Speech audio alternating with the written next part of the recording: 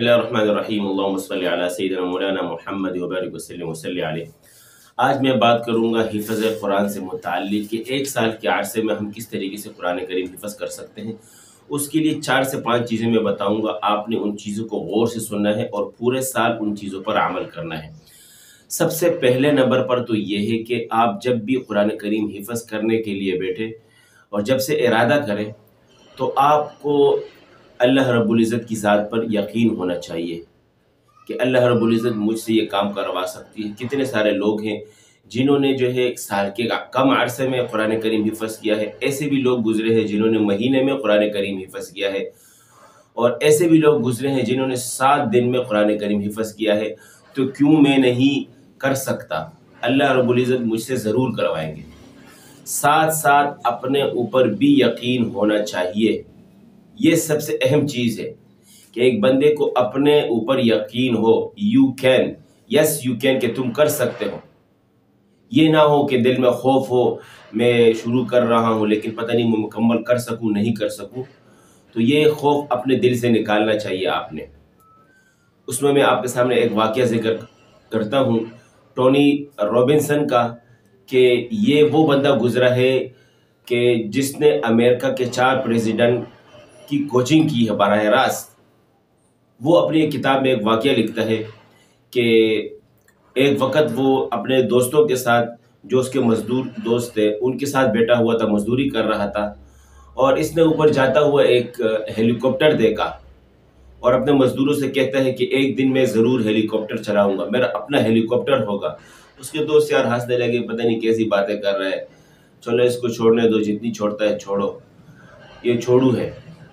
تو پھر ایک دن وہ بھی آیا کہ جس دن وہ ایک سمندر کے اوپر اپنا ہیلی کاپٹر چلا رہا تھا اور اس کی وائف اس کے ساتھ بیٹھی ہوئی تھی اور یہ رو رہا تھا، اس کے آنسو نکل رہے تھے۔ وائف نے پوچھ لیا کہ کیوں رو رہے ہو؟ تو اس نے کہا ایک دن ایسا بھی تھا کہ میں اسی جگہ پر سمندر کے کنارے بیٹھا اپنے دوستوں کے ساتھ، میں نے یہ بات کی تھی کہ انشاءاللہ میں ایک دن جو ہے میرا اپنا ہیلی کاپٹر ہوگا، اور آج میرا اپنا ہیلی کاپٹر ہے، میں اسی سمندر کے اوپر اپنا ہیلی کاپٹر چلا رہا ہوں۔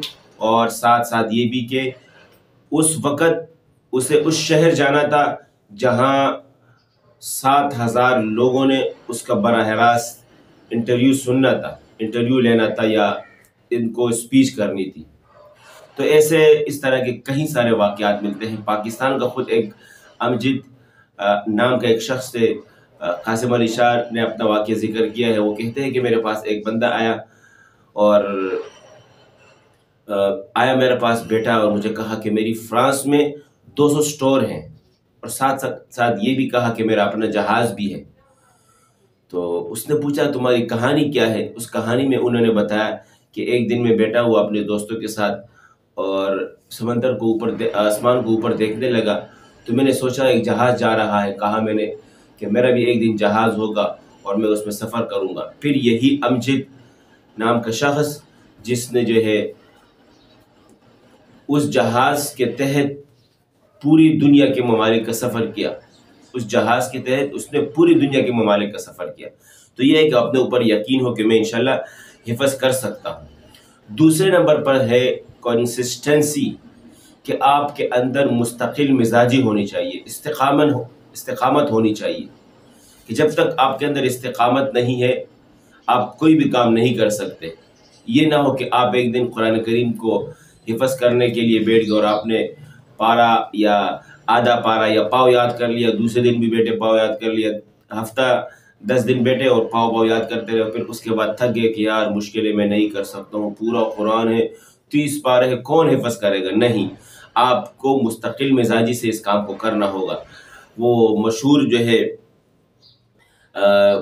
جو محاورے ہیں آپ نے سنے ہوں گے، جو ہے قطرہ قطرہ مل کر دریا بنتا ہے، اور اس طریقے سے ایک مشہور محاورہ ہے کہ مستقل مزاجی کامیابی کی ضمانت ہے، مسلسل محنت کامیابی کی ضمانت ہے۔ تو آپ مسلسل محنت کرتے رہے مستقل مزاجی کے ساتھ، انشاءاللہ ایک دن ایسا آئے گا کہ آپ نے پورا قرآن حفظ کیا ہوا ہوگا۔ اور اس طریقے سے آپ صلی اللہ علیہ وسلم کی حدیث مبارکہ بھی ہے، احب الاعمال الی اللہ ادومها وان قل، اللہ کے ہاں پسندیدہ عمل وہ ہے کہ جو ہو تو تھوڑا لیکن مسلسل ہو، دائمی ہو، تھوڑا تھوڑا کر کے کرتے رہیں اور مستقل طور پر کرتے رہیں۔ یہ مستقل مزاجی تمام فیلڈ میں، آپ جس بھی فیلڈ میں ہیں اس میں کریں، انشاءاللہ آپ کو اس کے ثمرات ملیں گے۔ یہ ہے کہ کسی بندے کے سکسیس میں بھی اور کسی بندے کے فیلئر میں بھی مستقل مزاجی کا بڑا دخل ہوتا ہے۔ ایک بندہ کامیاب ہو جاتا ہے، لوگ کہتے ہیں بھائی کامیاب ہو گیا، اس کے پاس گاڑیاں آ گئی، اس کے پاس فلاں آ گیا، فلاں آ گیا، لیکن اس کے پیچھے جو اس کی محنت ہے مستقل طور پر اس کو نہیں دیکھا جاتا۔ اس طریقے سے کسی کی فیلئر میں آپ دیکھ لیں، اگر کوئی بندہ مثال کے طور پر ایک بندے کو ہارٹ اٹیک آ گیا تو لوگ کہتے ہیں یار اس کو ہارٹ اٹیک ہو گیا، اس کے پیچھے ہارٹ اٹیک کے پیچھے اس نے کیا چیزیں کھائی ہوں گی، برگر کھائے ہوئے ہوں گے، اس طریقے سے چیز وغیرہ کھائے ہوں گے، پاپڑ وغیرہ کھائے ہوئے ہوں گے، اس طریقے سے تلی ہوئی چیزیں، گھی والی ساری چیزیں اس نے کھائی ہوں گی، تب جا کر اس کو ہارٹ اٹیک ہوا ہے۔ تو مستقل مزاجی تمام چیزوں میں، جس بھی فیلڈ میں آپ ہوں، مستقل مزاجی سے اس کام کو کریں۔ ایک اور چیز، اچھا، مستقل مزاجی کے کرنے کے لیے دو چیزیں ہیں۔ ایک تو ہے ریفلیکشن، اس کو کہا جاتا ہے۔ ریفلیکشن یہ ہے کہ آپ کا عکس، دوسرے میں لفظوں میں صوفیہ کی زبان میں مراقبہ، کہ آپ بیٹے دن میں کہ میں نے آج کیا کام کیا ہے، پورے دن کا آپ محاسبہ کریں، مراقبہ کریں۔ دوسری چیز، اب آپ کے دوست احباب ہو، آپ ان سے کہیں کہ جس جگہ میں کمزوری مجھ سے ہو، سستی مجھ سے ہو، آپ نے مجھے بتانا ہے کہ آپ نے آج سستی کی ہے، اس چیز میں آپ نے کمزوری کی ہے، لہٰذا آپ جو ہے آئندہ کے لیے کوشش کریں، آپ پھر خود جو ہے اس کام سے باز آئیں گے اور متنبع ہو جائیں گے۔ ایک اور چیز ہے سب سے اہم جس کو میں کہوں گا، وہ ہے ادب۔ الدین کلہ ادب۔ آپ کے دل میں استاذ کا ادب ہو، پورے ادارے کے اساتذہ کا ادب ہو، آپ جس ڈیسک پر پڑھ رہے ہیں ان چیز کا بھی آپ کو ادب ہو، جس روم میں پڑھ رہے ہیں اس چیز کا آپ کو ادب ہو۔ ادب صرف اس چیز کا نام نہیں ہے کہ اساتذہ کا ادب ہو، والدین کا ادب ہو، بڑا کا ادب ہو، نہیں، بچوں پر شفقت یہ بھی ادب کی علامت ہے۔